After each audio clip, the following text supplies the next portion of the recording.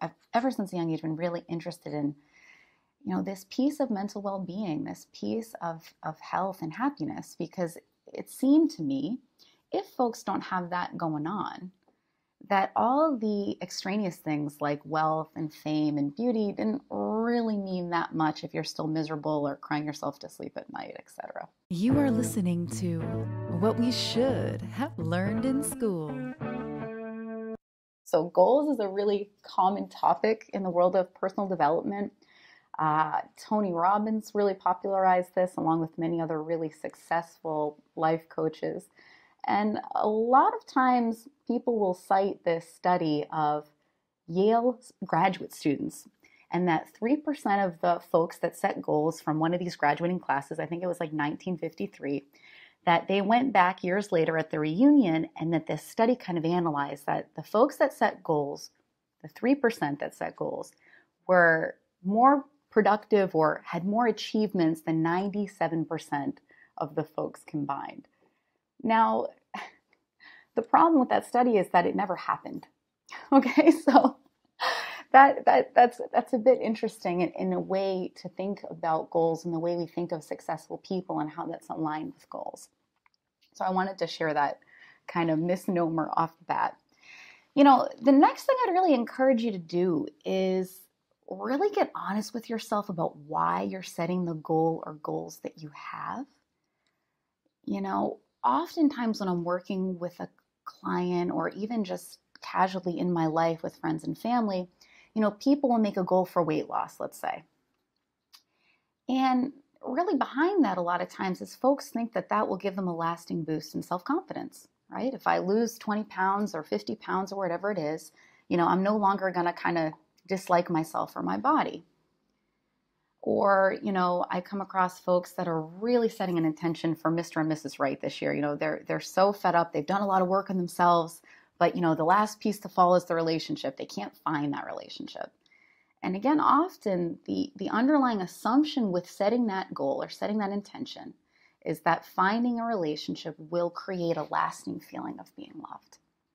Now, I don't know about you, but I've certainly set goals before I've achieved those goals, and they didn't deliver what I imagined that they would deliver. Meaning they didn't create a lasting sense of well-being, of peace of mind, of self-confidence, whatever it is I was looking for. The achievement of the goal didn't create that feeling psychologically. It certainly wasn't lasting. So for example, I had a goal to get into medical school. Okay, I wanted to be a psychiatrist. That was my goal. I did all of the organic chemistry courses. I studied physics until I was blue in the face, and I ended up getting into medical school. Now, what's interesting about that is that I didn't go to medical school. I chose not to go. I listened to my intuition that kind of guided me in a different direction. I began to question, is this really how I want to serve people? Is this really what I believe? And is this really in alignment with what I want to do? Although medication can be incredibly helpful, medication doesn't get to the root of what's going on, right? Medication only helps the symptoms of what's going on. So that's kind of one thing, again, I would encourage you to analyze is the why of your goals and to kind of beyond yourself a little bit about that and really question, will achieving this goal deliver what I think it will achieve? Now, I'm not saying there's anything wrong with setting goals. I'm not anti-goal. I'm not saying it's a bad thing. I'm not saying you shouldn't do it. But that getting honest with yourself piece first can be immensely helpful and practical and actually guiding you along the path of where you want to go anyway in a more easeful and practical way.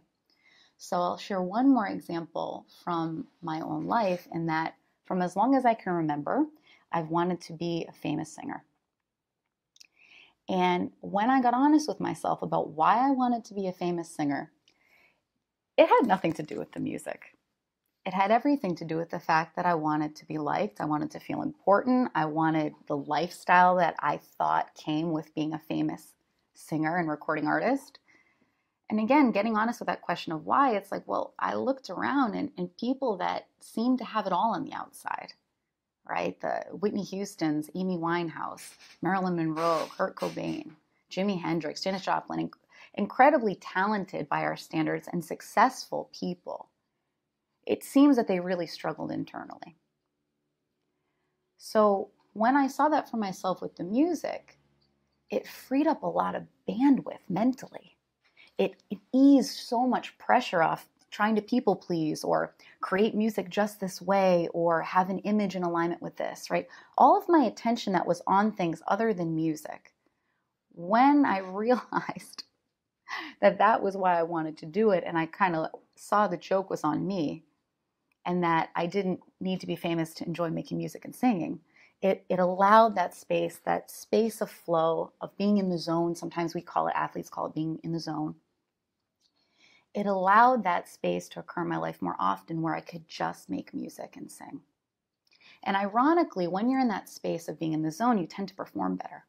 So it's kind of a win-win. It's like life is a little bit more peaceful internally, and your results on the outside actually tend to go further with less effort.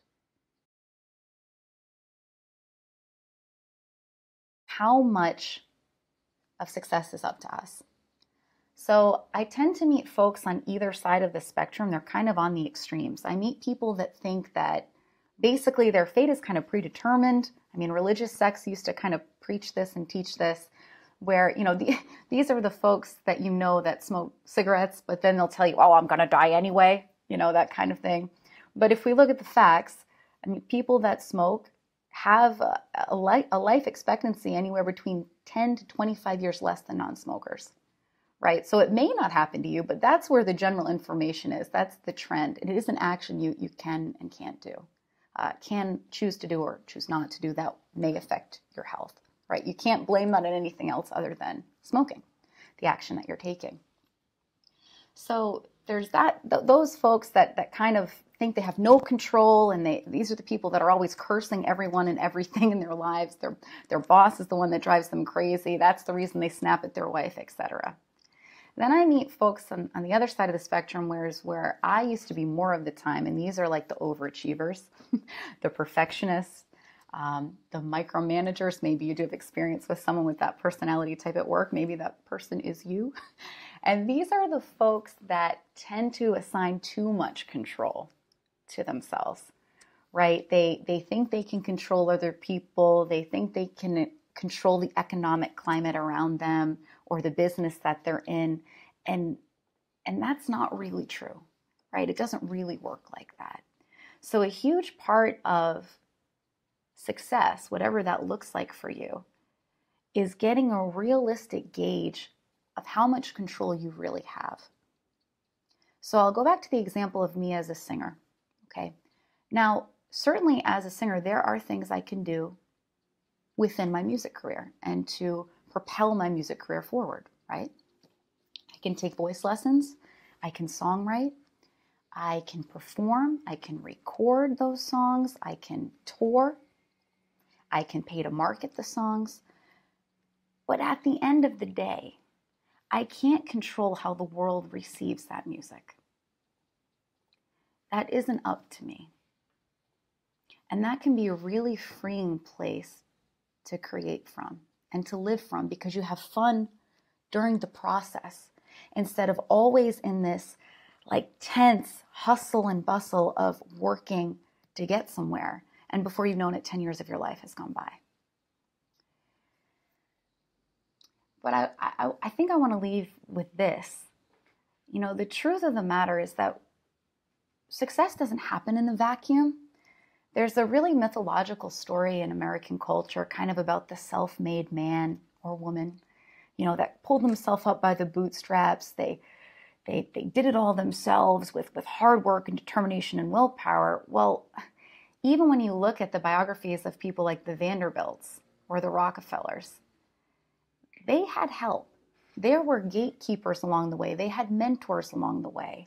They had suppliers, distributors that worked with them, right? So we are part of a physical and energetic ecosystem in which we do impact one another, right? And there's one more thing that I think I want to share, aside from highlighting, kind of that myth of the self-made man or woman. It's to, again, tying it up in a little bow, go back to the why of why you have set your goals. Because there is the tendency for human beings to never be satisfied. So they've done psychological studies on this. It's called the hedonistic treadmill, where they noticed the phenomena that folks tended to return to relatively stable levels of happiness, depending on if they won the lottery and became a millionaire or became paraplegic, right? And you may think that's extreme. How could people's inner world, inner sense of well-being not be affected by those outside events? But what they found is that when people achieve goals, when we normalize to our environment, humans are extremely adaptable and resilient creatures. What becomes our status quo?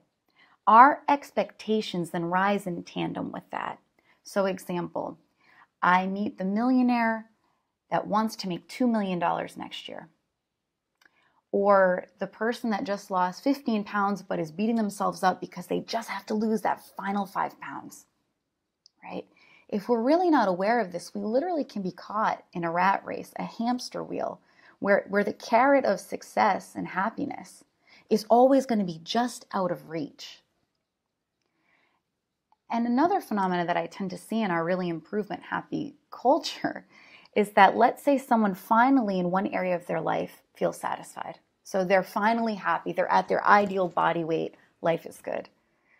I very rarely see people take space to rest, to enjoy kind of the fruits of their labor. They're very much focusing for the next thing to improve. So now they've got to tackle their debt right away. And again, it becomes kind of this relentless rat race internally where folks are really living from a space of stress and distress and pressure instead of having more moments of ease and connection with others and connecting with themselves and listening to what their body needs, right? There's stories that we've heard of people that literally work themselves to death. I mean, that's a real phenomena that happens.